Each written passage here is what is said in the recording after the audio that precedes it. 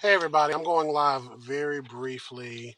It is election night, November 5th, and I wanted to have a car conversation because I'm going somewhere. It sounded better in my head. It's like car conversations because I'm going somewhere. It sounded real, sexy. But this election season has been a lot. I'm a whole plant biologist. I'm 34. I'm black. I'm in North Carolina.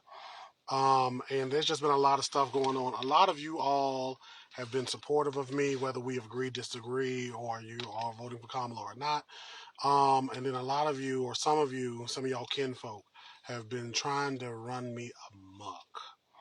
Um, and this has had me really, this whole thing and posting content saying to vote for Kamala Harris has had me really reflective of what I'm going to be doing in El Futuro because I feel like I did you all a disservice and an injustice by not being as political as I've been lately. Plants, botany, science is intrinsically political. Blackness, black man. I'm in North Carolina. Where I come from, the area I come from, the Klan is still out there well and good. Like there's racism afoot all up and down Eastern North Carolina and through the rest of it. But I have now made this video, this very brief live, to just tell you all that I don't plan on stopping being political. So if you were hoping that after today I will never post another political post, another video asking you to think about who you're going to put on a ballot, you got another thing coming. I plan on letting you all know just how not only jacked up the plant world is, and y'all could be commenting. Y'all don't just have to be just sitting here. Y'all could be giving me hearts and stuff. But I plan on letting you all know everything of that nature. From child slaves being used to harvest the chocolate that we enjoy, to again the African child or the African enslaved child who is the reason why we have vanilla and he died in squalor, to even house plants, the whole houseplant industry, and these plants coming from Asia and Africa and other places, and those people are not getting what they want. I hope y'all can hear me. Can y'all hear me? Can y'all hear me? If y'all can hear me, please say I can hear you.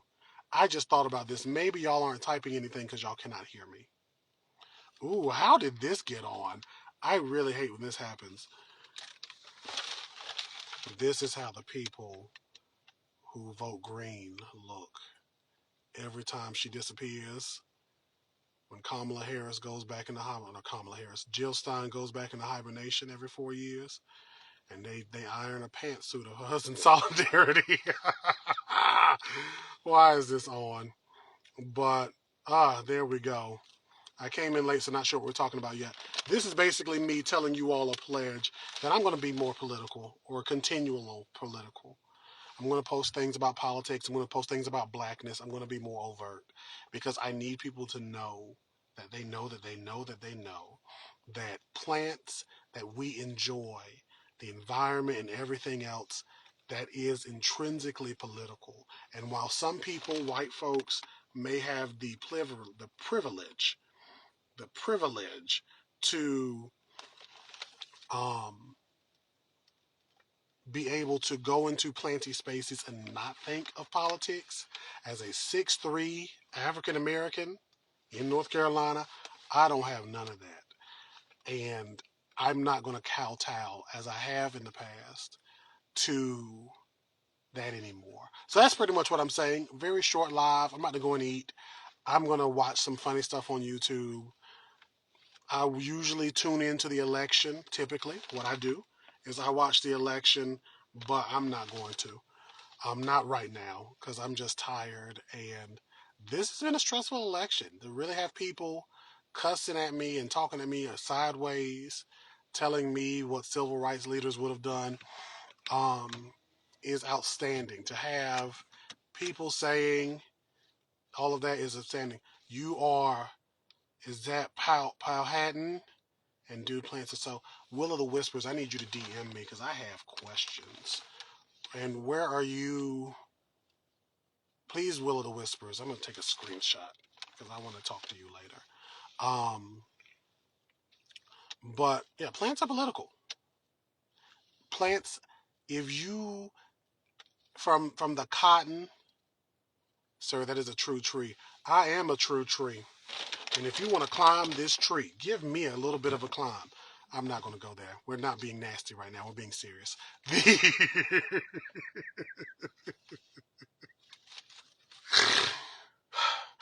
Plants are political. Plants have moved people. Plants have raised like people up. They've raised societies. They've torn societies down, right? They have been used in so many different ways, and they are a big part of us. They give us everything from literal highs to fixing lows and everything in between. So I'm just going to keep being political. And that's really what this is about. Um, this has also taught me, like, going into this election and being able to, like, be around, like, black politicians. You know, hey, Renata, being around black politicians, I've really also realized I need to learn more about my local government. Like, I've done some stuff, so people were like, Derek don't do nothing but talk online.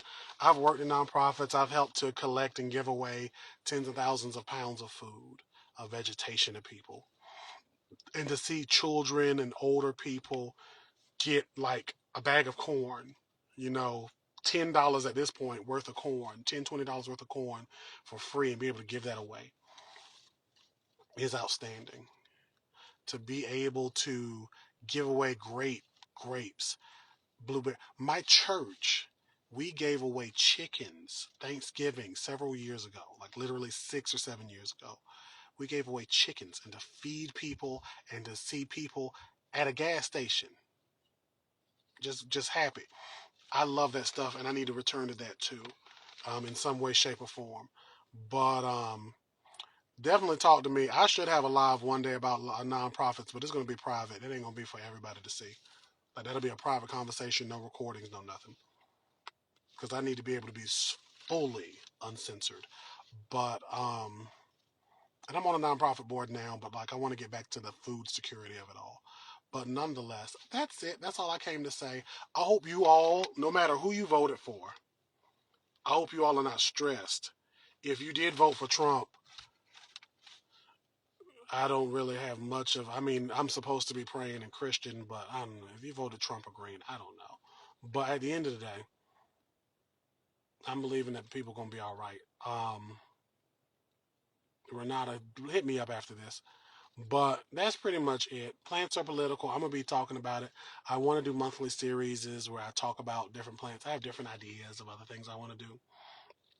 Um, and that's that. And for the person, because we got Wild Woman here, I think that's what your name is. Um, Mark Robinson lost. God, God works in mysterious ways, and that Mark Robinson didn't really work for me. Wild Woman says plants are political these days. Much of what we have is a luxury that come from developing areas and countries we have commodified. Landscaping, how we landscape.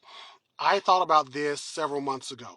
Landscaping, I feel like, and I need to go into the historicity of it horticulturally, I feel like it's based on European ideas, Eurocentric ideas, and not like the Native American ideas, which worked with the land, and not African or Asian ideations, right? Not Mexican and Latinx populations.